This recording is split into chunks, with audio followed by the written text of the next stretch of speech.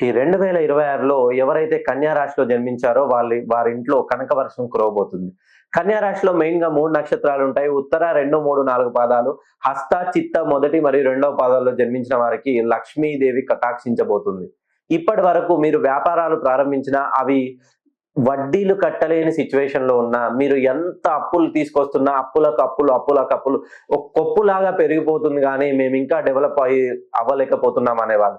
చదువులో మీరు ఎప్పటికైనా వెనుకంజలో ఉన్నవాళ్ళు ఇప్పుడు మీరు ప్రయత్నం ప్రారంభించండి.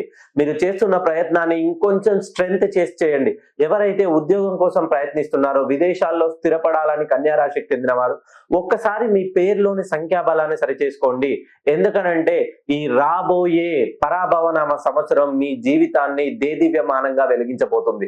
మీరిప్పటి వరకు మీ జీవితంలో కుటుంబ పరంగా చాలా ఇబ్బందులు పడుతున్నారు. వివాహం ఆలస్యం అవడం, వివాహమైన భార్యాభర్తల మధ్య సఖ్యత లేకపోవడం, ఎప్పుడు మనస్పర్ధలు, గొడవలు, కుటుంబంలో ఎవరికో ఒకరికి ఆరోగ్యపరమైనటువంటి డిస్టర్బెన్స్, మీకు పుట్టిన సంతానంలో హెల్త్ డిస్టర్బెన్స్, వాళ్ళకి ఆరోగ్యం సరిగా ఉండలేకపోవడం, పిల్లలు చదువులో రాణించలేకపోవడం, పిల్లలు మీరు అనుకున్నటువంటి కరెక్ట్ సరియైన శైలిలో నిలబడకపోవడం, ఇవన్నీ సమస్యలతో మీరు కన్యా రాశిలో జన్మించినట్లయితే ఒక్కసారి మీ పేరులోని సంఖ్యాబలాన్ని సరిచేసుకోండి.